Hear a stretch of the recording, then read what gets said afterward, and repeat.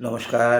Ring ওই নমশ্চণ্ডিকা ওই রক্ষরক্ষং পাঠশোয়া গৌরাঙ্গ আগমবাগী আগম villa থেকে বলছি।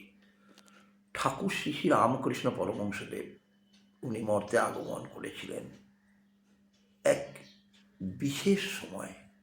গুরু বামদেব উনিও মর্তে আগমন করেছিলেন ভৈরব রূপে, সেও এক বিশেষ সময়। শ্রী শ্রীকৃষ্ণানন্দ আগমবাগীর গুরুবর উনিও এসেছিলেন ধরণীর বুকে এক বিশেষ সময়, এবং মর্তলোকে এখানে আসার একটাই উদ্দেশ্য ছিল এনাদের লোকশিক্ষা দেওয়ার। ঠাকুর এনারা সবাই এসেছিলেন শাক সবজি সব কিছু নিয়ে।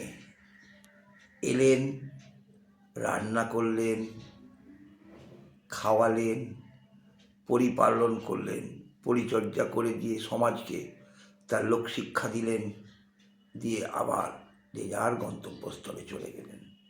কিন্তু কাউকে কি উদ্ধার করে গেলেন? এটাই সব থেকে বড় প্রশ্ন। ওনারা তো এলেন, উনি লোকশিক্ষা দিতে এসেছিলেন, উনি আশীর্বাদ দিয়ে গেলেন, কিন্তু কাউকে তো উনি উদ্ধার করে যেতে পারেননি ওনারা। কারণ উদ্ধার যে যার নিজের কর্মফলের ওপর উদ্ধার হতে হয়।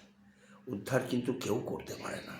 তুমি যেমন কর্ম করবে তার তেমনি উদ্ধারের উপায়টাও তুমি তার সেখান থেকে ফেরত পাবে।